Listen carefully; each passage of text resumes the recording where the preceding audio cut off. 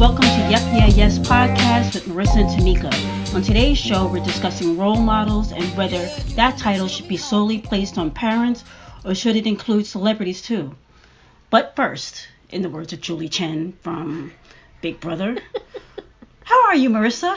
I'm good. How are you? How's your cough? It's a little bit better. I mean, I went to the what do you call it? Allergist. Why was I going to say gynecologist? I meant allergist. Yeah. A different kind of prober. And she prescribed, new inhalers, and, it's going to take a minute before I completely stop coughing. But today should be a lot better than last week was. So, other than that, doing good. I made it over to do the podcast in spite of all the snow that fell on Long Island. And I'm ready to get this show on the road. Oh, we should do a road show. Yeah, we should. Yeah. What you gonna do with your kids though? They come with us. Yeah, so we're not doing a road show. Okay. And anyway, so today we're talking about role models, and I find the topic to be one that can go on for days and hours and so on and so forth. But we're not going to do that.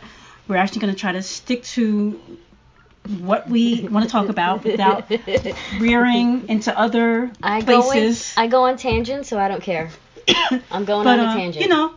As long as the tangent is relevant to the topic at hand, then we're good. Oh. At any case, so I wanted to start off with something that I saw the other day. So are you familiar with Jake and Logan Paul? Yeah. So only because of the controversy, not because I'm fans. Well, the two brothers, both of them have a YouTube channel, and one brother. Do? What happened? I didn't know they both did. Okay. Yeah, they both have a YouTube channel, and as many people know, the one brother, I think it was Logan. Logan, I believe, is the older brother. He got into the controversy because he filmed suicide, a dead body or something like that. It was in what they call Suicide Park in, overseas. But the thing that's so sensitive is that a lot of people go there to do that. And you have to be very respectful of the dead, the body, and how you portray that. And he did not show what that culture felt. He did not show in a respectful way. But not only that culture, I think as well as ours here in America, culture did not like the way he portrayed it and how tongue-in-cheek he was with the filming. Right. And then his brother, Jake, he didn't do any of that. But his YouTube channel is similar in the way it's kind of like clickbait for kids. And, excuse me, Jake was actually on GMA talking to Michael Strahan, and he was addressing his role, if you will, as a role model. And he said that he caters to 8 and 12-year-olds, and says that he's an imperfect role model. So my question is, this grown, I don't know how old he is, but I'm assuming he's in his 20s, if not close to it. And he's definitely in his 20s. He's in his 20s, and he's saying that he's an imperfect role model to 8 and 12-year-olds. Do you have an issue with that? I have a very big issue with that. So obviously, if we go by a theological philosophy in terms of obviously we're humans, we're flawed, right? That I understand. I understand the concept of being an imperfect role model.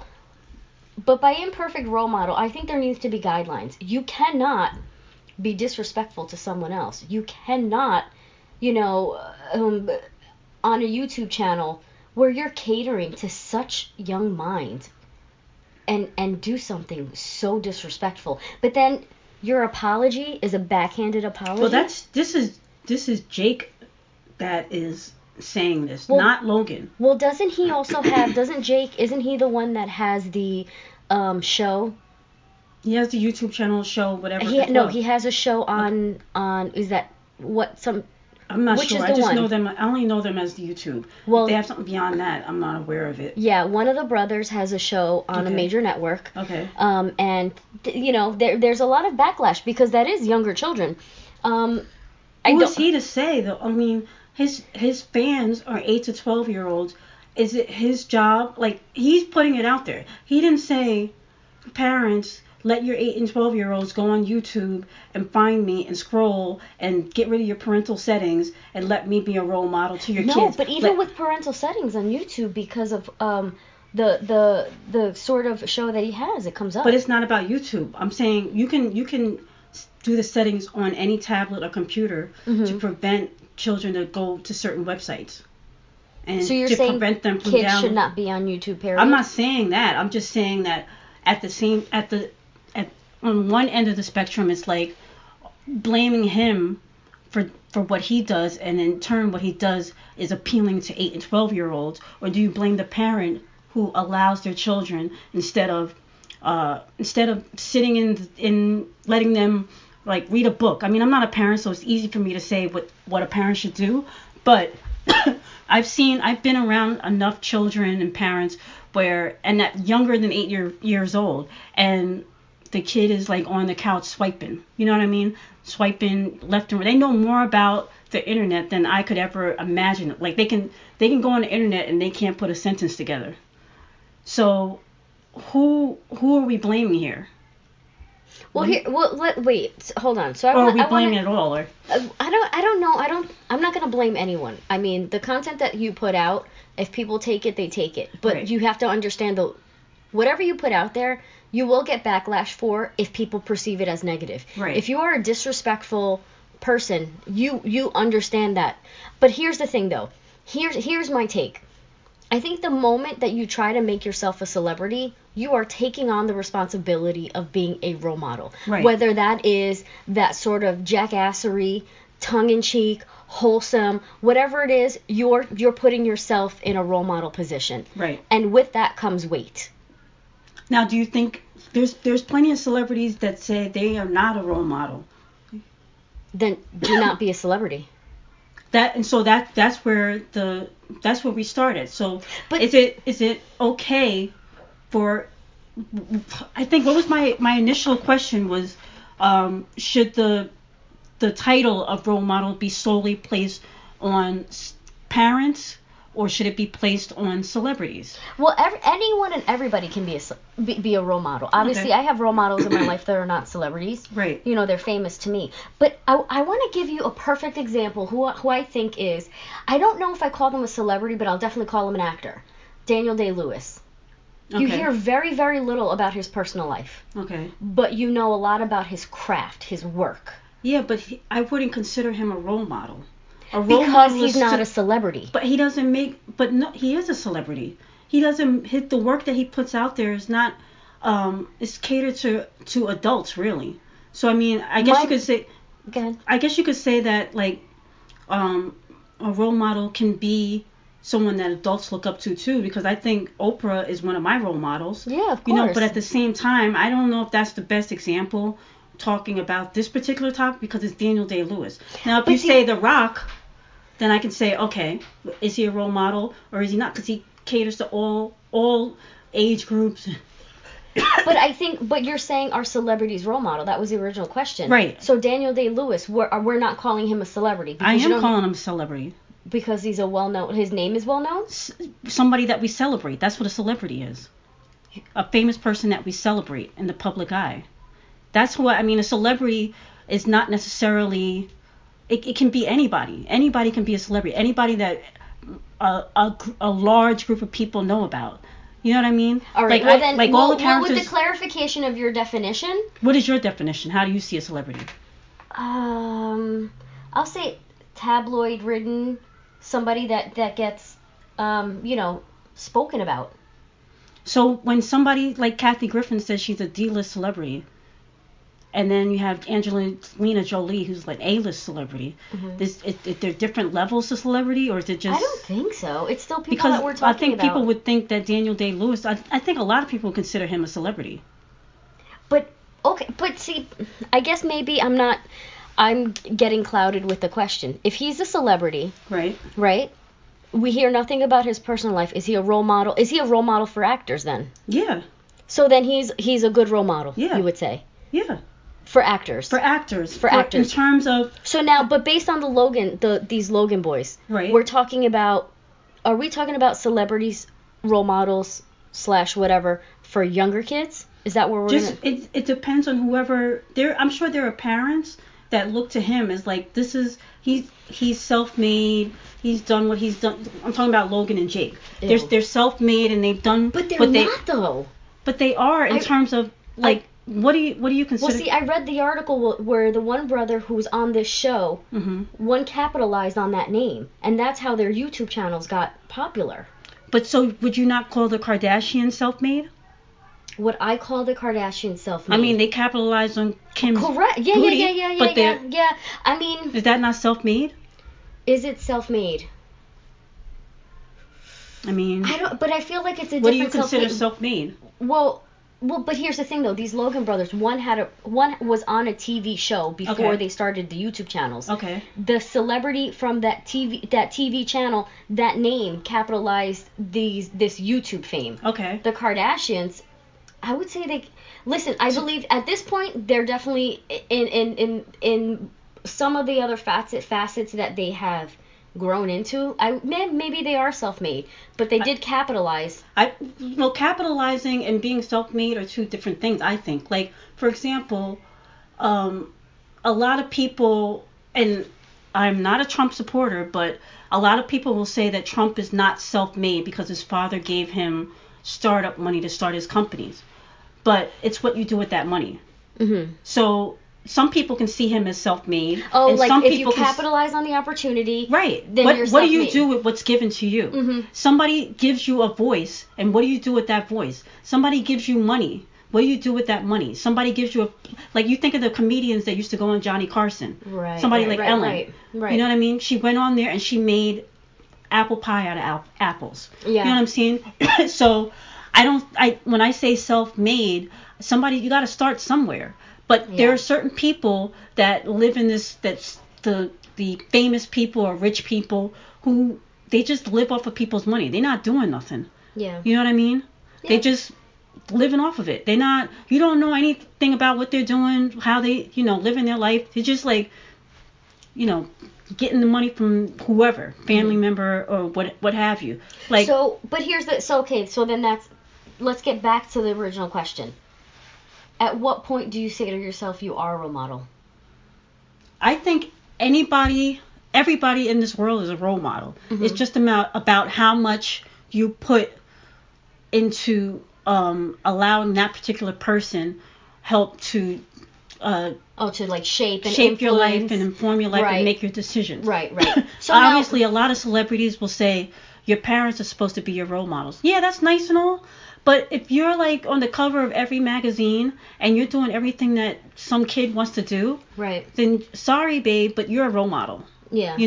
Like Rihanna likes to say, I'm not a role model. Your parents don't look at me. Don't do what I do. Don't do what I say. It's like, yeah, but you're on social media and you're like, get Fenty Beauty. Yeah. So don't tell me that they can't look up to you when you are directly promoting yourself, your music, your everything that you do to them. Okay. You know what I mean? So at the end of the day, it's like, where do you place the onus on?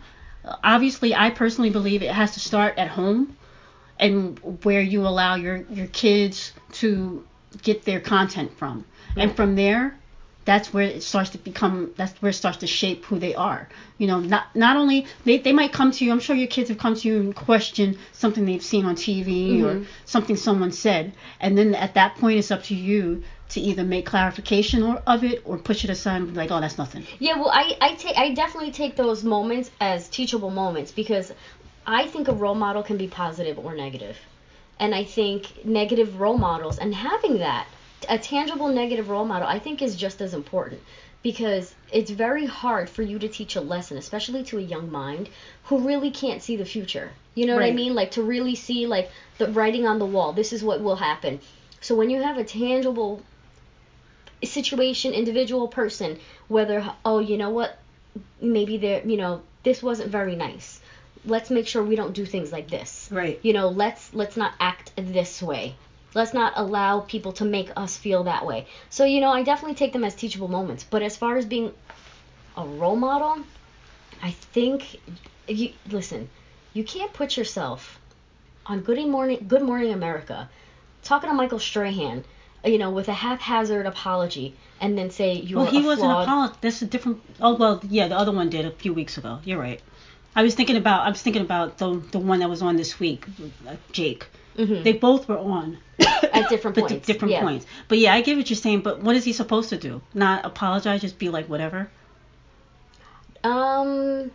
Like, you also have to teach kids about apology and asking for forgiveness. But see, that's another thing that I think is so important, to be a role model as a parent. So I know a lot of people don't agree with apologizing to your kids. I do. Not only do I think it's so important and vital to apologize to your kids, that teaches you as a role model to say to a young person, especially, and that's not just your kids, that's all the kids that you're in contact with. It really shows someone that, you know, have you ever had a moment, perfect example, I yelled at my daughter about something so dumb. I was angry, and then I apologized, and she said, it's okay, and I was like, no, babe, it's not okay. I did that. I was wrong. I didn't give an excuse, because I don't like excuses with an apology. I did my action. My action was wrong, and I apologize. I hope you can forgive me and move forward. And I think that an apology coming from an adult so young, not only do you acknowledge your wrongdoing, you're acknowledging that your behavior wasn't you, and you can move forward together. And giving her that example of how to give a proper apology and how to acknowledge it, I think is something so vital to her growth as a human being. And just not only that, how she connects with other people. And I think, you know, an apology to me is such a powerful thing, because I will not give it, and you know this, I do not give apologies. I will not give a perfunctory apology. I give it when I mean it. And I think, and I find it so damaging to your character when you give an apology or attempt to, and you give an excuse, or it's backhanded. The problem with that, since you want to get all the way into it. Oh my God. See, you brought it up. You getting salty, girl. No, but I'm saying, like, it's, your problem is, and we're about to go to therapy right now. Your problem is that you don't always give an apology, even when you need to give one. Yeah, but even though you say you don't think you do, you know you do. But because I've been around you, and you have. If y'all could see her face right now, she's chewing her lip. She thinks everything's funny and laugh. Because she knows she's been in that situation, especially with me, where she owed the girl an apology, and she was like, "You ain't getting it." But then what happened later? After she got tired of me going on and on and on about, you ain't right, you're wrong, I'm hurt, my feelings, I need to express how I feel because this ain't right. Then she was like, you know what, you're right, I'm sorry. And it took nothing. But I gave it when I meant it. I'm not going to give it when I don't mean it. But the fact that somebody has to explain to you why you should have given it is not always cool too. Sometimes you got to step back from who you are and assess the entire situation before just giving a stiff upper lip. That's what makes you such a good role model. Whatever. So anyway, so when you were growing up, who were some of your role models? My grandmother. Why? My grandmother. Why? Because her husband died young, and at the time of growing up, it was always like verbiage when it came to couples and having a happy household, and for you to be a successful human, you had to have a husband. You have to have a husband and kids, and you grow together. Why you got such a stink face on your I know on your face? Because you know what, I think you are the only person that's in charge of your happiness. People add to it, but they can't make you happy. True. And you are the only person that is in charge to give you the life that you want. No one is going to give you what you want and what you need. That is on you. And having that sort of, person to teach me that, and to be a woman, and to be Hispanic. In the middle, I saw this, she was a teacher in Upper Manhattan in a crack epidemic where I'd walk to school. So your grandmother? Yeah. Oh, I didn't know that. Yeah, we'd walk to school and you'd see all the crack vials in the playground, and that homegirl would walk through the projects, when she wanted to go shopping, and everybody was like, "Hi, Mrs. Thompson." And it was just like the respect that she got because the respect that she gave. And all those... She earned it. She earned it. That's the thing. She earned it. And the lessons that she gave for me were very vital as a female that was Hispanic growing up. That's cool. What about now? Is there anybody that you look up to? There's a lot of people that I look up to. But we only got time for one person right now. Oh, shit. One person, TikTok, 10. 9. Oh my God! 8, don't do this! Don't 7, do this to me. 6. You know 5, what? I'll say 4. my mother-in-law. Okay. You have to explain why. There's no. Yeah. I'm getting my words, bitch. Why you gotta call me a female dog? That ain't even right. You know, I'm trying not to curse him. My mother called me out. Oh my gosh. But go ahead. Sorry. You know what? I think she's been through a lot, and I think she's done it gracefully, and I know that what she's been through it's hard, mm-hmm. and I think that I know her parents, so I know the you know the way she was brought up was a little bit softer than me when it comes to like language and lessons, and I think for her to show the grace that she has and the strength that she has, and not ever thinking that these things happen to her, I think role model. I like it. She would like to hear that, so I guess I'm gonna have to take a piece of this, let her hear a piece of it, and be like, hey, what up? So your daughter-in-law was talking some stuff about you. Wait till you hear what she had to say, and then she'd be like, oh my God, I know her. Oh, shut up. No, what about you? Well, growing up, there were a lot of different role models from school and things like that. But the one person that comes to mind, which is kind of weird, not weird, but like, because it was later in life, but I was still young, was my Aunt Lynn. She's my uncle's wife.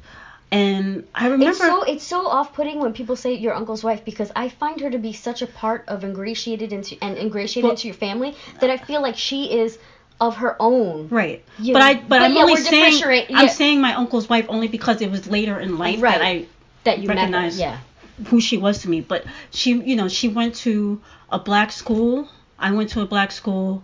She, HB. went out. I don't know. There's just something about her. Like, she went after the things that she wanted in life. She came into our family and she accepted us in all of our dysfunctionality.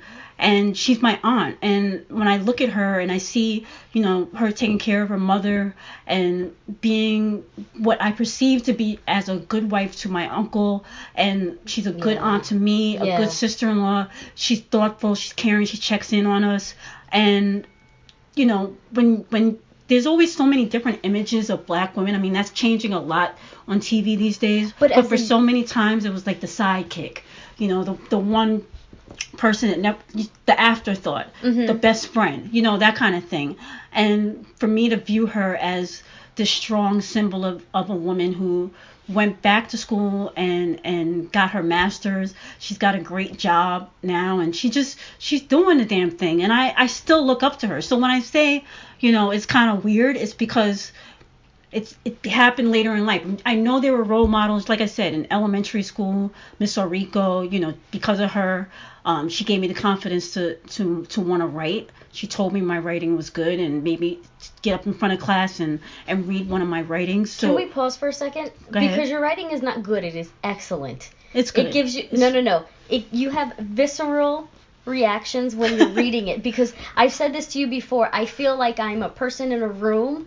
You set the scene just so perfect and like it's visceral. I feel like I'm in the room while you're giving the story. It's just incredible. All right. You're my role model too, all right? Oh, shush. No, I'm not. Anyway, give me another role model.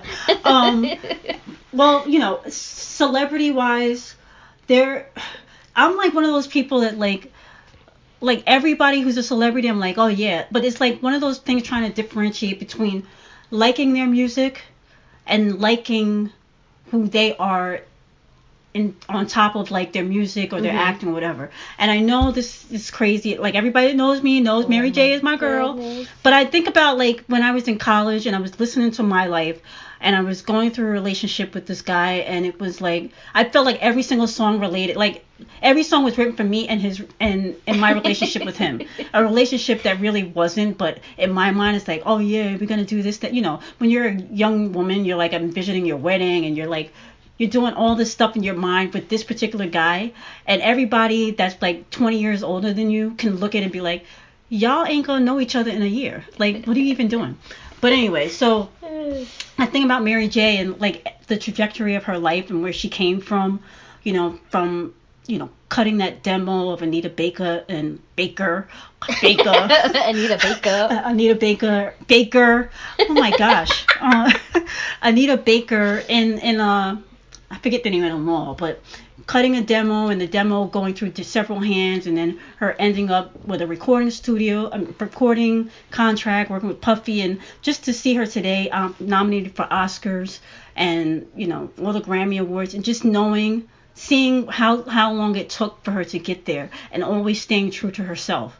You know, even when I've met her on a couple of occasions, she's always been warm to me. And there's been a lot of celebrities that really looked at me like I was dirt beneath their feet. And she never did. She hugged me and she made me feel like she valued the fandom in me. Yeah. And so I think about her, and her and my Aunt Lynn are nothing alike. Well, I don't think they are, but the important roles that they played in shaping my life. Boom, I'm not, my voice just quivered, but it's not, I'm not going to cry, I swear. I'm not crying, you're crying. But the important role that they shaped in important role they played in shaping my life, it never goes without saying, and I value them so much. I mean, Mary's probably never going to hear this. Unless you know Mary and you want to play it for her and be like, there's this girl on Long Island named Tamika. And remember she's like when a fan. She walked into 9 West when we worked at Sam Goody? I don't remember that. What? I don't. She walked into 9 West? Yeah, oh, yeah. 9 Oh, my West. God. That was like... Oh my gosh, Don't that was say so how many long years ago. I'm not saying. I forgot about that. Yeah. You know how many times I've come across her? Yeah. And it's just crazy. But yeah, that's, you know, so when we talk about role models and celebrities and stuff like that, there's a lot of people that have done some foul stuff. I mean, Chris Brown comes to mind, you know, and I'm sure there's a lot of little girls that were like huge fans of his, and they stopped being a fan of his because of what he did to Rihanna. But do you think they were still, you know, twerking in the club? Well, when his songs came on? I think there's a specific... Do they still? I mean, he's still popular. Yeah, there's a specific person I'm thinking about that, you know, if you step in the name of love, you know how many people are ready to get out there? I know. I'm ready to get out there. I'm not going to front.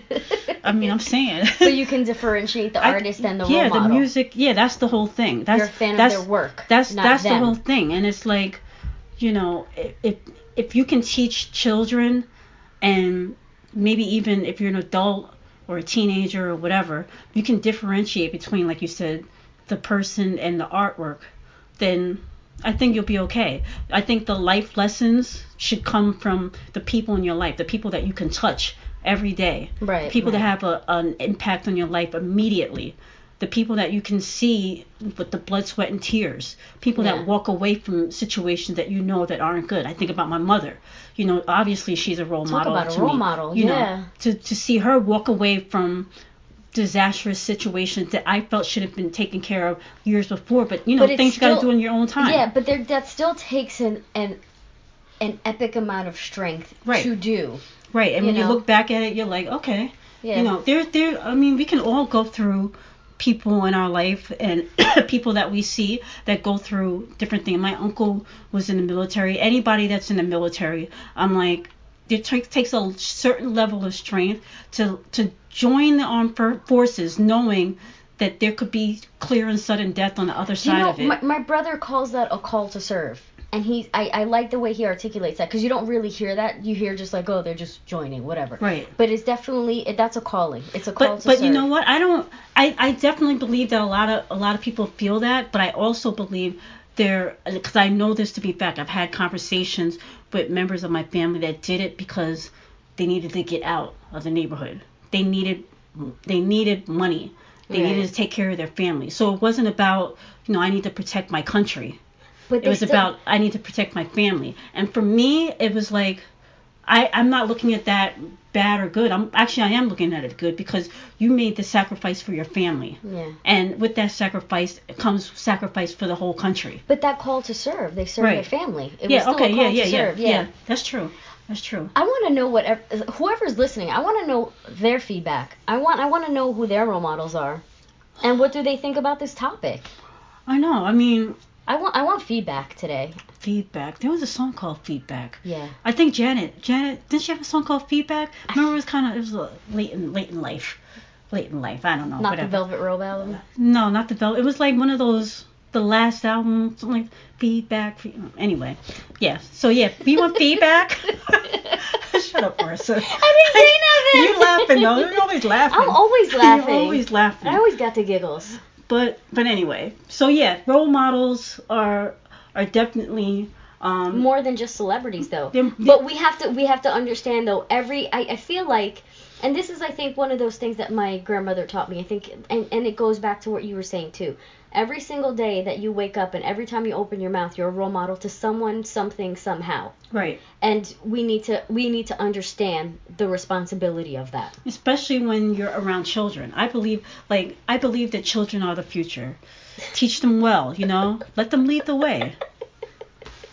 That's all I'm saying. It's just I just came up with that ditty, But even as a friend, because I remember you and I had a conversation a gazillion years ago where we understood that and we made a commitment to each other in friendship.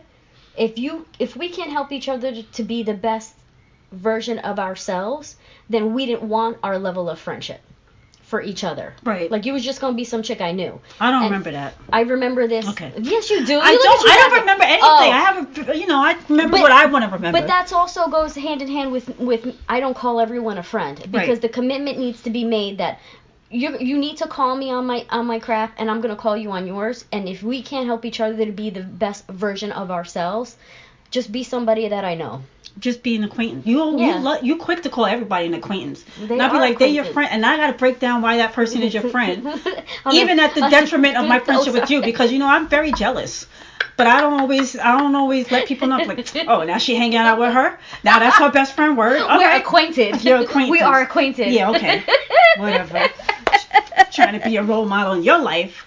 I'll show you a role model. Shoot. Oh my god. But anyway. But looks like that's our time. That's our time. Definitely check us out on the Twitter page. Yep, yeah, yes. Give some feedback. I want to know on Twitter. On Twitter or even on iTunes.